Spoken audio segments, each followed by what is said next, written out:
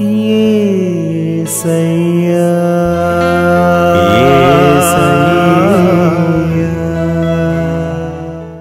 హల్లెలూయా. దేవునికి స్తోత్రం. ఈ వాక్యం వింటున్న వారందరికీ యేసుప్రభు వారి నుండి ఆశీర్వాదం, ఆరోగ్యం, ఐశ్వర్యం, సంతోషం, సమాధానం, నిరీక్షణ కలగాలని ప్రార్థిస్తూ సమస్త మహిమ, ఘనత, స్తోత్రం యేసుప్రభు వారికే చెల్లిస్తూ ఈరోజు మనం పరిశుద్ధ గ్రంథం నుండి ఆదికాండం 29వ అధ్యాయం 31వ వచనం చదువుకుని ధ్యానించుకుందాం. లేయా ద్వేషింపబడుట యెహోవా చూచి ఆమె గర్భం తెరిచెను. రాహేలు గొడ్రాలై ఉండెను. లేయా జబ్బు కళ్ళది అని అందరూ ఆమెను ప్రేమించేవారు కాదు. అందరి చేత ద్వేషింపబడేది. తల్లిదండ్రులు ఆమెకు ఎలా వివాహం చేయాలా అని యాకోబును మోసం చేసి యాకోబుకు భార్యగా చేస్తారు. తను ప్రేమించిన రాహేలును ఇవ్వకుండా లేయానిచ్చి మోసం చేశారు అంటూ యాకోబు లేయాను ద్వేషించేవాడు. మనం బాగా ఆలోచిస్తే అక్క తనకు అడ్డంగా ఉంది అంటూ రాహేలు ద్వేషించవచ్చు. ఎందుకంటే ఎంత అక్క అయినా ఆడవారికి సవతి అంటే ద్వేషం తప్పకుండా ఉంటుంది. అందరి చేత ద్వేషింపబడుతూ ఎవరి నుండి ప్రేమను పొందుకోలేని లేయా ఆ ద్వేషంలో దేవుని పైన ఎక్కువగా ఆధారపడటం నేర్చుకుంది. రోజు దేవునితో సహవాసం చేస్తూ దేవుని బాగా లోతుగా తెలుసుకోసాగింది. అందువల్ల దేవుడు ఆమెకు గర్భఫలం దయచేశారు. అందరి ప్రేమకు, ముఖ్యంగా యాకోబు నుండి అమితమైన ప్రేమను పొందుకున్న రాహేలు దేవుని సరిగా తెలుసుకోలేక గొడ్రాలుగా ఉంది. ఇది మనం ఉపమానం ద్వారా తెలుసుకుందాం.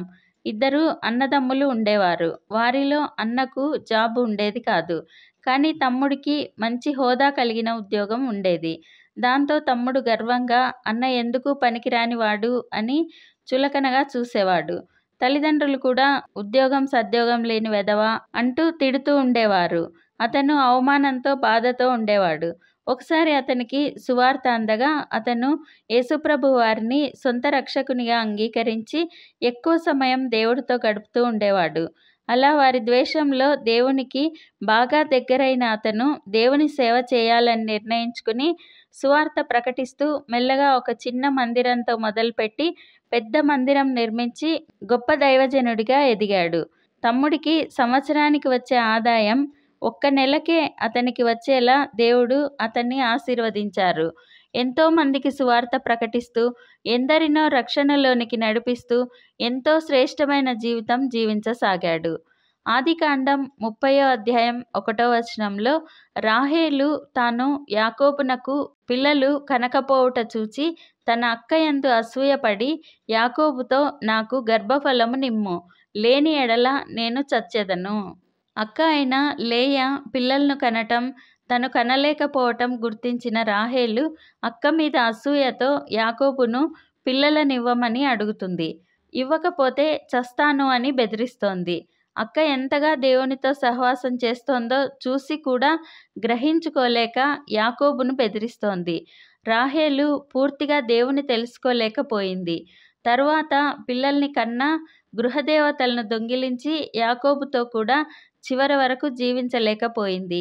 ద్వేషింపబడిన లేయా యాకోబుతో చివరి వరకు జీవించగలిగింది.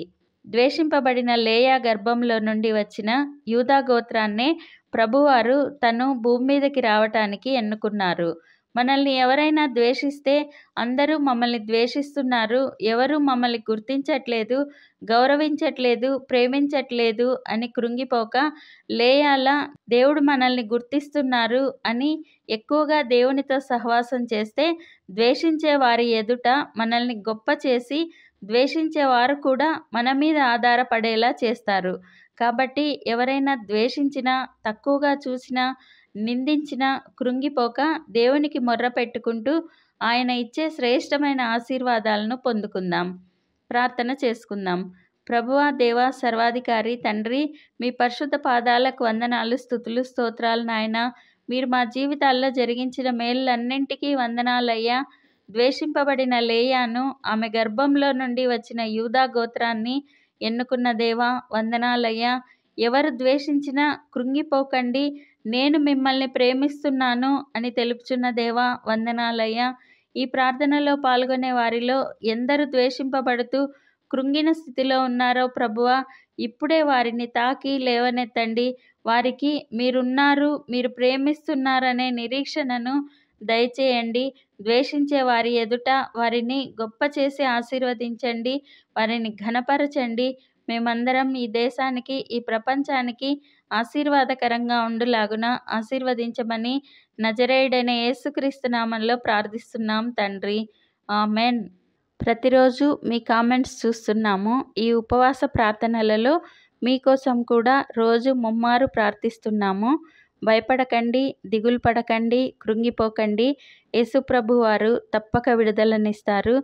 ఆయన మహాకృప మనతో ఎల్లప్పుడూ ఉంటుంది. Amen. Thank you Jesus. God bless you. మేము మా ఛానల్లో అందించిన ఇతర వీడియోలను కూడా తప్పకుండా చూసి మీ మిత్రులకు షేర్ చేయగలరు. ఇప్పటివరకు మా ఛానల్ సబ్స్క్రైబ్ చేయకుంటే వెంటనే సబ్స్క్రైబ్ చేసి కొత్త వీడియోల నోటిఫికేషన్స్ కోసం సబ్స్క్రైబ్ బటన్ పక్కనే ఉన్న బెల్ గుర్తును క్లిక్ చేయండి. అందరికీ వందనాలు.